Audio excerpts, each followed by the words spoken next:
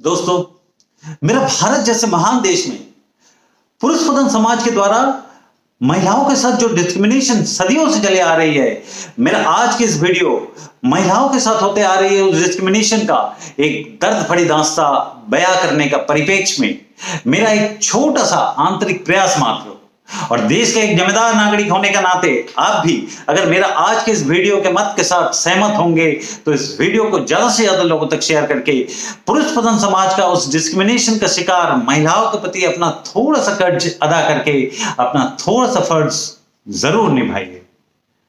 और उसी संदर्भ में मैं आज आप सभी को सूचित करना चाहता हूं, महिलाओं को सम्मानित, जागृत और प्रेरित करने के लिए 8 मार्च को पूरे विश्व में अंतर्राष्ट्रीय महिला दिवस के रूप से मनाया जाता है, जो कि हम जानते तो है, मानते भी है और हम सभी भारतीय जोर शोर से मनाते भी है।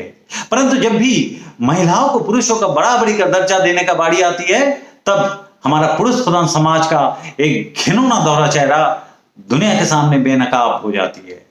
और उस दोहरा चेहरे का स्वरूप, जो कि परंपरागत ढांचे से सदियों से चले आ रही है, महिलाओं के प्रति पुरुषों का कुछ विकृत सोच, जैसे कि पढ़ी लिखी है तो क्या है तो महिलाएं, जॉब करती है तो क्या है तो महिलाएं, बिजनेस भी करती है तो क्या है तो महिलाएं, और तो और एक तमाचा अगर पति दे तो वो उनका हक, अधिकार, और एक तमाचा अगर पत्नी दे तो वे आवारा, बच्चलन, जहन्नमी।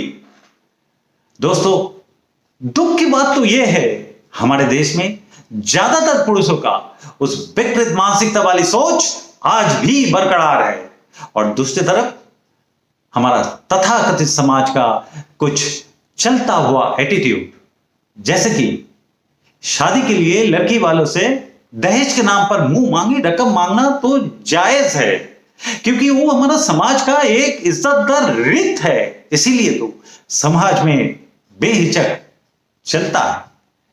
और शादी के बाद अपने बेटे के ससुराल से कोई भी कारण हेतु दहेज के पूरे रकम नहीं मिलने से बहू को उनके अपने मायके में हमेशा हमेशा के लिए छोड़ देना, यहां तक बहू को जिंदा जला देना, लड़के वालों को तो जैसे जुगों जुगों का अधिकार है।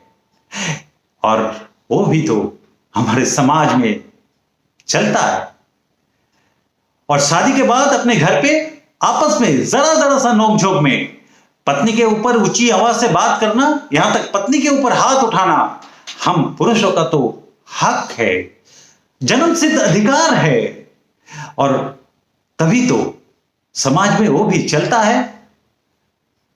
और कोई भी लड़का कभी भी रास्ते में चलते हुए अकेले लड़की को अश्लील टिप्पणी करे, लड़की के साथ जबरदस्ती बलात्कार करे, हमारे समाज में वो भी जायज है, क्योंकि वो पुरुष है, पैसे वाले घर के अथवा पावरफुल पॉलिटिशियन का बेटा है, इसीलिए तो समाज में बेहिचक चलता है। और बड़े शर्म की बात है, समाज का उस चलता हुआ एटीट्यूड का परंपरा आज भी हमारे देश में बहाल तबीयत में चलते चले जा रहा है। हालांकि 21वीं सदी में, खास करके 2015 के बाद से हमारे देश में महिलाओं के प्रति समाज का दृष्टिकोण और पुरुषों का नजरिया में एक महत्वपूर्ण बदलाव आना शुरू हुआ है। और उसका एक बड़ा कारण यह भी है, देश का मौजूदा सरकार महिला सशक्तिकरण के ऊपर ज्यादा जोर देकर महिलाओं के हित के लिए अच्छे और कठोर निर्णय लेते जा रहा है। बेटी बचाओ बेटी पढ़ाओ जैसे बहुत सारे अच्छे योजनाएं भी महिलाओं के लिए लाए हैं। परंतु देश का मौजूदा सरकार का उस अच्छे पहल के बावजूद भी हमारे देश में आज भी ना ही समाज पूरी तरह बदला है, ना ही हम पुरुषों का सोच। और उसका एक जीता जागता उदाहरण आज भी हमारे देश में ज्यादातर हिस्सों में बेटियां मानी जाती है बाप के कंधे का बोझ। और शर्म तो मुझे तब भी आती है जब समाज के कुछ ठेकेदार कहते हैं औरत का कोई घर नहीं होती है, परंतु सच्चाई तो यह है औरत बिना कोई घर ही नहीं होता है। एक सच्चाई और भी है, औरत कभी हारती नहीं है। उसे हराने का, चार दीवारी का अंदर सीमित रख के उसे दबाने का भी पूरी कोशिश किया जाता है। समाज क्या कहेगा यह बोलकर बचपन से उसे डराया जाता है। और इसीलिए आज मैं दो चार पंक्तियों के द्वारा समस्त नारी जातियों को आज देश के लिए उनका जरूरत और उनका अपना अस्तित्व के बारे में स्मरण करवाना चाहता हूं। आया समय, उठो तुम नारी, अब नई युग की रचना तुम्ही से करनी है। जिस युग में नारी पुरुष कदम से कदम मिला के चलते होंगे, तुम उस भविष्य स्वर्णिम युग की एक आशा की चिंगारी हो। शिक्षा हो या अर्थ जगत, व्यवसाय हो या नौकरी, देश का सीमा हो या हिमालय की चोटी, धरती हो या अंबर, खेल का मैदान हो या जंग का मैदान, समाज के हर उस क्षेत्र पर पुरुषों का बराबर तुम भी हो। नारी, तुम अपने आप को कमजोर ना समझो, क्योंकि नारी होना कोई कमजोरी नहीं, क्योंकि तुम माता हो, बहन हो, पुत्री हो, लेखक और कवयित्री भी हो, जननी हो, संपूर्ण जगत की गौरव हो। तुम साहस, त्याग, दया, ममता, प्रेम, आशा, विश्वास का प्रतीक हो। और वक्त परे तो रानी लक्ष्मीबाई, वक्त परे तो झलकारी हो, दर्द सहे तो सीता मैया और क्रोध आए तो काली दुर्गा मैया का रूप हो। मत भूलो नारी, तुम किसी का मोहताज नहीं, तुम बागबान हो पूरे कायनात की। इसीलिए आज मैं समस्त नारी जातियों को फिर से दोहराना चाहता हूं, जागो नारी, अपना अस्तित्व को पहचानो और अपना देश को संभालो। दोस्तों, ठीक इसी तरह महिलाओं के प्रति गलत सोच रखने वाले और महिलाओं को सिर्फ उपभोग का वस्तु समझने वाले उन सभी विकलांग मानसिकता वाले पुरुषों को भी मैंने दो चार पंक्तियों के द्वारा आज के दौर में नारी का जरूरत और उनका असली अस्तित्व के बारे में याद दिलाना चाहता हूं।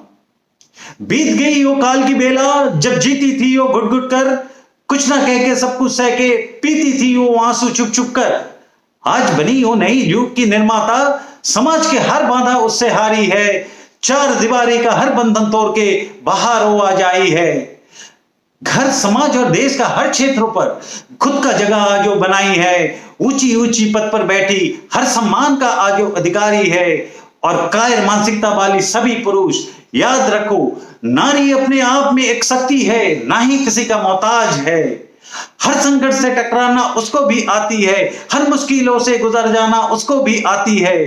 पर प्यार से देखोगे तो उनमें बहार नजर आएगी, और नफरत से देखोगे तो उनमें दीवार नजर आएगी। इसलिए आज के बाद कभी ना समझो निर्मल बेबस लाचार आज की नारी है, और कायर मानसिकता वाली सभी पुरुष ये मत भूलो, पुरुषों का असली प्रेरणा का आधार उस नारी ही है।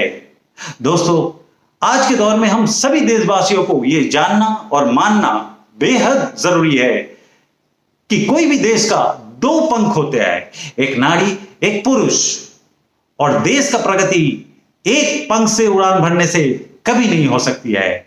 इसलिए हमारा देश का सबसे कमजोर पंख महिलाओं को सशक्त करके और महिलाओं को प्रति पुरुषों का गलत सोच, नजरिया और हमारा समाज का उस चलता हुआ एटीट्यूड का दृष्टिकोण में एक महत्वपूर्ण बदलाव लाके आज अगर महिलाओं को पुरुषों का बराबरी का दर्जा देने का एक आंतरिक और ईमानदार प्रयास हम पुरुषों को द्वारा किया जाएगा, तो मैं दावे के साथ कह सकता हूं, हम सभी देशवासी नारी पुरुष एक साथ मिलके कंधे से कंधा मिलाकर एक नया भारत बनाने में और पूरे दुनिया में भारत को एक नई ऊंचाई में लेके जाने में जरूर हम होंगे कामयाब। दोस्तों, मेरा आने वाले सभी मोटिवेशनल वीडियो को लगातार फॉलो करने के लिए मेरा चैनल को सब्सक्राइब करना मत भूलिएगा। Good bye.